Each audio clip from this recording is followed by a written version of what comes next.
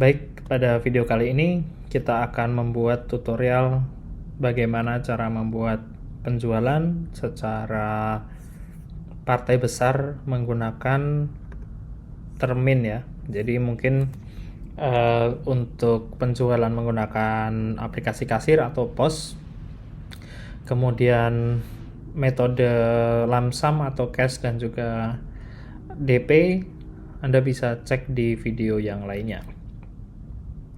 Jadi penjualan secara termin ini nanti kita akan buat si pembeli akan membeli beberapa barang yang akan dibayar 3 kali ya. Jadi termin 1, termin 2, kemudian termin 3 atau pembayaran akhir.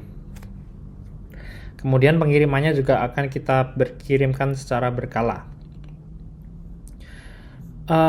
Untuk urutannya ya, secara umum biasanya kita sebagai penjual membuat penawaran kepada si pembeli ya, baik itu harga, kemudian item dan juga diskon dan lain sebagainya ya. Setelah harga disepakati, maka kita menerbitkan yang namanya pesanan penjualan yang kita gunakan sebagai dokumen pegangan karena kesepakatan dari si pembeli. Kemudian kita kirimkan faktur, baik itu nanti untuk faktur term 1, term 2 ataupun pembayaran akhir ke klien untuk penagihan pembayaran. Kemudian klien melakukan pembayaran dan barangnya kita kirim dan kita buat surat jalan, seperti itu ya urutannya. Oke, kita mulai dari pembuatan penawaran ya. Jadi untuk pembuatan penawaran, pastikan teman-teman sudah mendaftarkan barang-barangnya di barang dan jasa ya. Bisa cek di video lainnya untuk bagaimana cara mendaftarkan barang jasa dan juga harga dan lain sebagainya. Jika belum, teman-teman bisa juga memanfaatkan tombol plus di sini ya untuk membuat barang yang baru. Cuman lebih disarankan untuk mendaftarkannya terlebih dahulu di sini supaya tidak ada yang terlewat gitu ya dari data-datanya. Oke, pertama kita definisikan dulu untuk pelanggannya. Bisa menggunakan pelanggan yang sudah ada ya. Misalkan kita pakai RT7 ini, misalkan mau mengadakan sebuah acara yang membutuhkan beberapa produk seperti mie instan dan juga air mineral. Nomor penawaran ini bebas tergantung perusahaan Anda, tapi pastikan belum tersimpan di penawaran sebelumnya ya. Jadi saya gunakan 003 misalkan.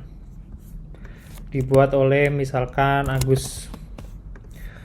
Oke, kemudian kita tambahkan barangnya, misalkan minuman 30 pieces katakanlah. Kita beri diskon 2% dan di sini ada PPN. Defaultnya 11%, teman-teman sesuaikan sesuai dengan kebijakan yang berlaku ya. Kemudian untuk mie instannya misalkan membeli 3 lusin gitu ya. Ini teman-teman bisa cek juga tutorial yang lain untuk mendefinisikan konversi satuan ini ya. Satu lusin ada berapa pieces, atau mungkin satu dus kecil itu berapa pieces, atau dus besar itu berapa pieces dan lain sebagainya. Kita berikan diskon 2% juga misalkan. Di sini sudah ada total harganya, penawarannya, terus di catatan ini hanya untuk catatan aja ya. Ini nggak akan mempengaruhi data. Misalkan pembayaran dilakukan secara 3 termin. Misalkan termin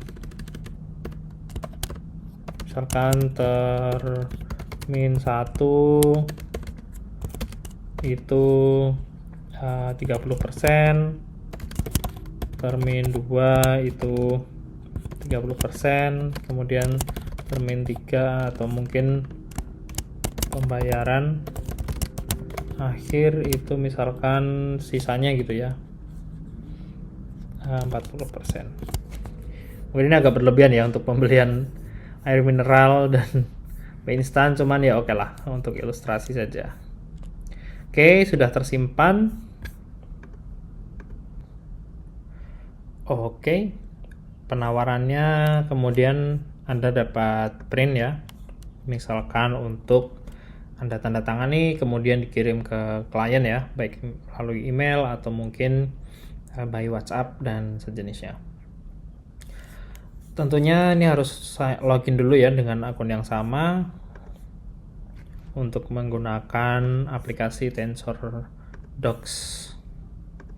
Nah, di sini teman-teman masih bisa, misalkan ada sedikit editing atau mungkin ada yang kurang pas gitu ya, bisa disesuaikan dulu. Kemudian bisa di-save dalam bentuk PDF atau dalam bentuk Docs. Oke, selanjutnya katakanlah penawarannya sudah disepakati ya dari pembeli untuk harga dan juga detail produk dan juga term pembayarannya ya. Maka langkah selanjutnya adalah membuat pesanan penjualan ya, yang mana dokumen ini sebagai pegangan tim internal bahwa penawaran atau mungkin penjualannya sudah disepakati. Di sini teman-teman bisa buat secara manual atau tentu saja bisa langsung dibuat dari penawarannya secara otomatis ya. Jadi tinggal klik saja di sini ada buat pesanan penjualan atau sales order ya, SO 003 misalkan ya, pastikan belum ada angkanya. Dibuat oleh misalkan Anita dari bagian finance. Jadi ini penawaran, pesanan penjualan, faktur itu bisa dibuat oleh orang-orang yang berbeda misalkan. Oke, langsung saja kita terbitkan pesanan penjualannya. Nah, dengan membuat pesanan penjualan ini sudah dipastikan, masih loading ya, bisa dipastikan bahwa barang-barang yang dikehendaki oleh klien ini sudah di booking ya. Jadi untuk mengeceknya teman-teman bisa cek di bagian inventaris, kemudian stok per gudang. Nah ini maka ada beberapa produk yang dipindah dipesan. Nah, jadi walaupun di gudang itu masih terlihat ada 136 barang, tapi pada kenyataannya kita hanya boleh mengirim 96 karena 40-nya sudah di booking oleh customer gitu ya, melalui pembuatan pesanan penjualan. Jadi ini sangat berguna untuk mengantisipasi pesanan yang terjadi secara bersamaan ya, dan memastikan stoknya masih ada. Dan di sini ada stok level minimum ya, jika sudah di bawah 50 atau berapapun yang teman-teman setting ya, bisa cek di bagian tutorial barang dan jasa. Maka di sini akan berubah warnanya menjadi merah dan di sini akan ada peringatan ya, misalkan barangnya sudah di bawah stok yang diharapkan gitu ya, yang minimum gitu. Oke, kita kembali lagi ke penjualan. Pesanan penjualan sudah oke. Di sini statusnya kita bisa lihat 0% untuk pembayaran dan 0% untuk pengiriman. Nah, ini tergantung kesepakatan ya, apakah klien itu akan atau mungkin kita itu akan mengirim barang setelah transfer atau mungkin barangnya dikirim dulu baru transfer gitu ya. Katakanlah kita buat skenarionya klien itu harus transfer dulu baru kita kirim sebagian gitu ya. Katakanlah termin 1 untuk transfer untuk ngirim sepertiganya dan seterusnya. Oke, untuk menagih klien untuk membayar, maka kita buat yang namanya faktur penjualan atau invoice ya. Bisa dibuat secara manual atau lagi-lagi bisa kita manfaatkan tombol pembuatan faktur secara otomatis dari pesanan penjualan. Di sini tahapnya kita akan menggunakan pembayaran termin ya, sesuai dengan diskusi kita hari ini. Kita gunakan PPN 11% dan akunnya adalah ini ya, PPN keluaran ini ya. Di sini ada piutang usaha ya, karena meskipun ini belum dibayar, ketika kita sudah menerbitkan invoice atau faktur, maka perusahaan kita itu sudah menerima aset berupa piutang gitu ya, walaupun belum ada cash-nya. Oke, persentasenya katakanlah tadi berapa ya, saya lupa ya, 30% ya. Jadi kita kirimkan penagihan atau invoice sebesar 30% termin, sales invoice termin 1 003.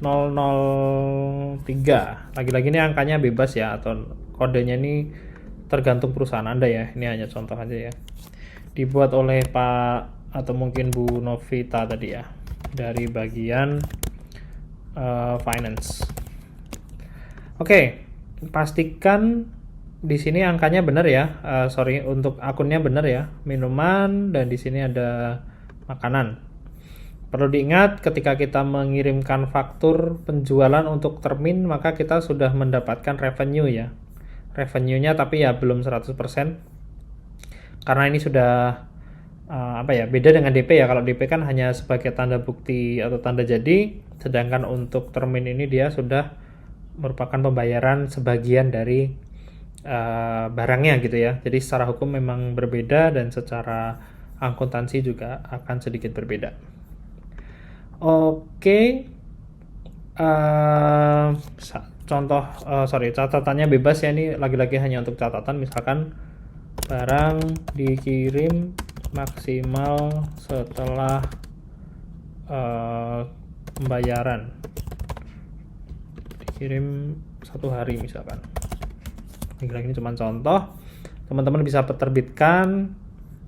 Ini statusnya belum lunas dan teman-teman bisa cetak ya di sini. Yang bisa Anda tanda tangani, terus Anda email atau WhatsApp ke klien dengan format misalkan PDF gitu ya, untuk menagih pembayaran.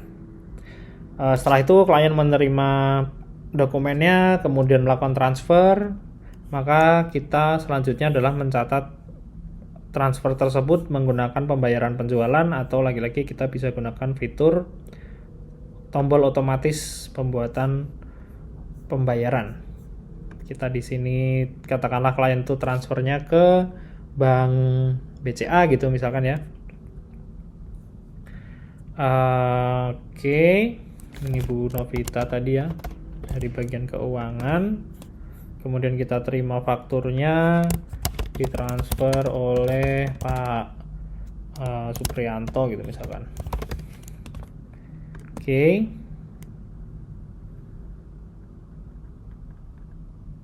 Nah, di sini bisa teman-teman print. Ini adalah tanda bukti penerimaan pembayaran ya. Ini bisa dikirim ke klien sebagai dokumentasi mereka. Oke.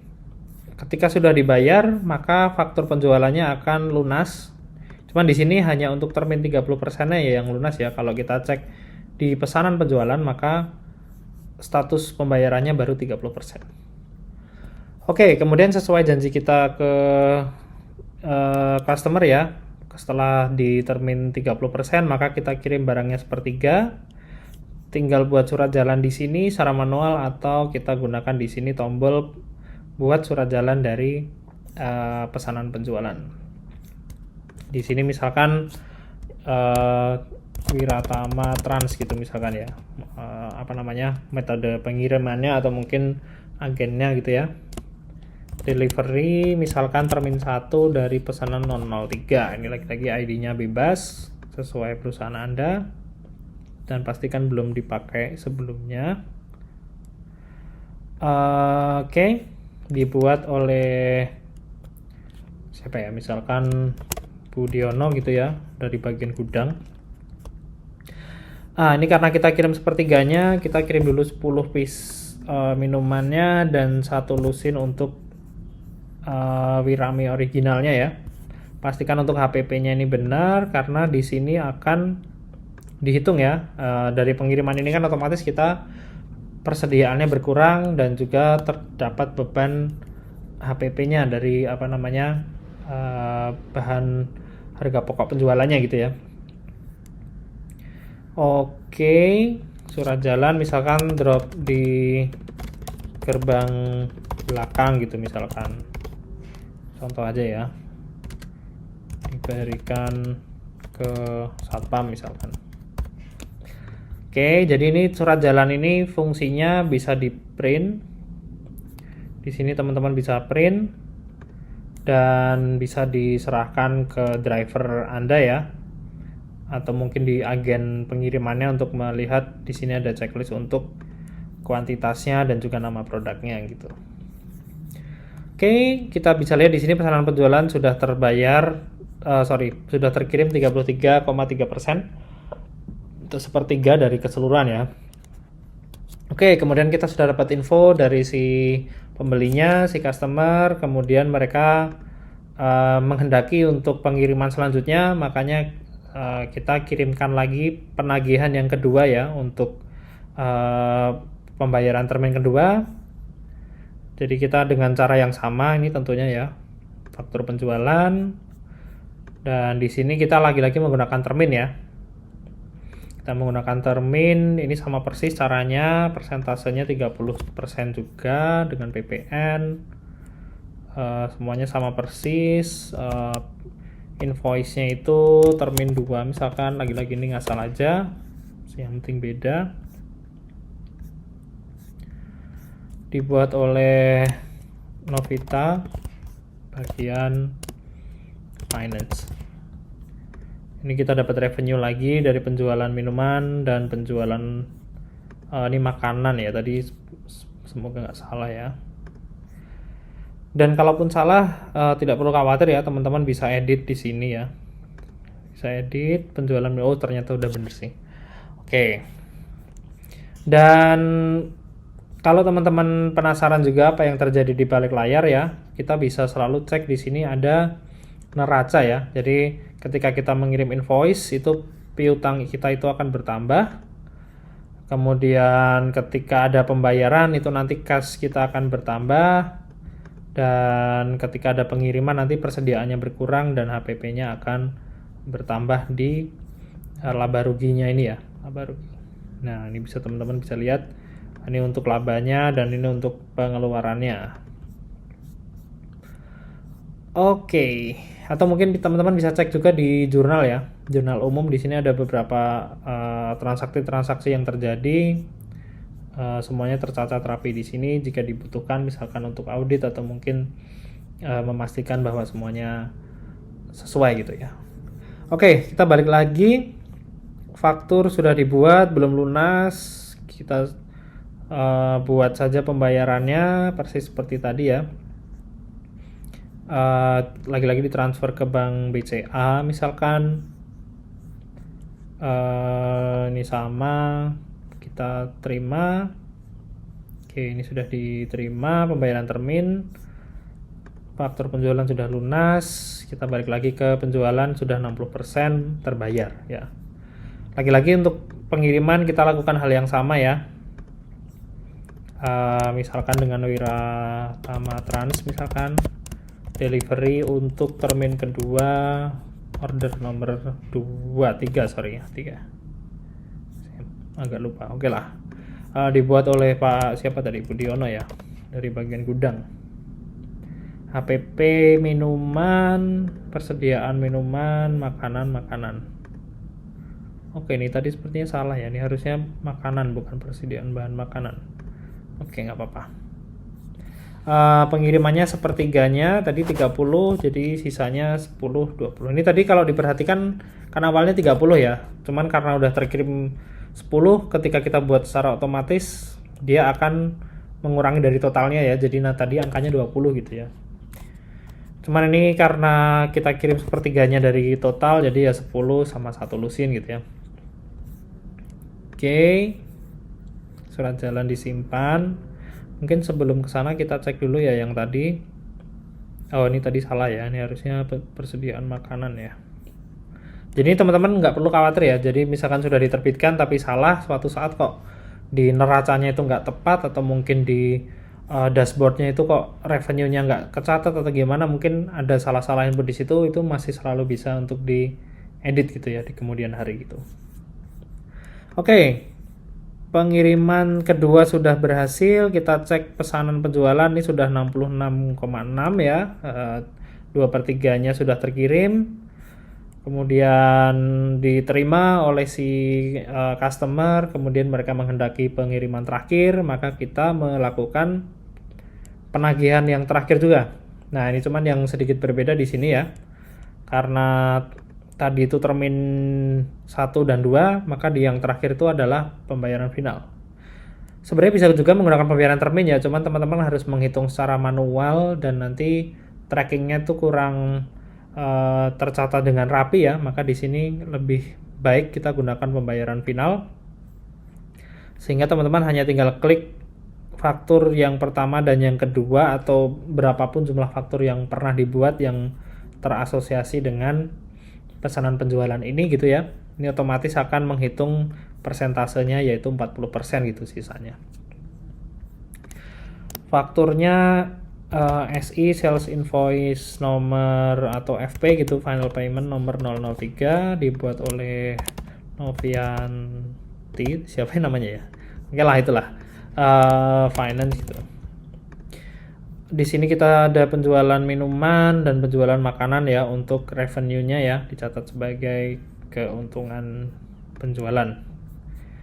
Belum lunas, kemudian kita kirim, print, kemudian kirim ke customer, mereka transfer ke bank sehingga kita catat sebagai pembayaran seperti biasa. Pembayaran final, sales receipt, final payment nomor 3 misalkan, dibuat oleh Novianti. Rekeningnya, sorry ini agak, biasanya kalau belum muncul gini ya masalah internet aja ya, teman-teman bisa refresh ke BCA, metodenya di transfer. Oke. Nah, ini otomatis akan menghitung sisa kekurangannya berapa dan kita terima pembayaran. Lagi-lagi resipnya bisa di print dan dikirim ke klien. Kita lihat fakturnya sudah lunas semuanya yang pembayaran final dan pesanan penjualan sudah 100%. Dan lagi-lagi sesuai janji kita ke customer, setelah ditransfer kita akan mengirim barangnya dengan pembuatan surat jalan. Lagi-lagi kita gunakan Widyatama Transport dengan delivery ID final payment 03, dibuat oleh Pak Budiono tadi ya, di bagian gudang. Oke, minuman, makanan, persediaan makanan. Oke, semuanya sudah terkirim. Pesanan penjualan sudah 100%. Jadi pesanan penjualan ini fungsinya adalah untuk memantau semua penjualan yang ada ya. Jika ada yang masih warna merah itu berarti belum tuntas. Entah itu dari pembayaran dari klien atau mungkin pengiriman dari pihak perusahaan kita gitu ya. Jadi ini sangat penting untuk men-tracking semua aktivitas yang terjadi. Kemudian kita bisa pastikan juga di neraca transfernya ke bank, terus kemudian persediaannya berkurang, piutangnya berkurang gitu ya setelah ada pembayaran dan lain sebagainya. Teman-teman bisa cek semuanya dan kita bisa cek di dashboard juga untuk pendapatan, laba kotor dan lain sebagainya. Ini teman-teman bisa cek di sini ya, di kategori item ini teman-teman bisa hubungkan untuk akun persediaannya makanan minuman yang sudah terkoneksi dengan barang dan layanan. Jadi otomatis nanti di dashboard akan terpantau. Ini nggak wajib ya, ini hanya untuk monitor aja. Oke, itu dulu video kali ini, cukup panjang. Terima kasih sudah menonton, sampai bertemu di video selanjutnya.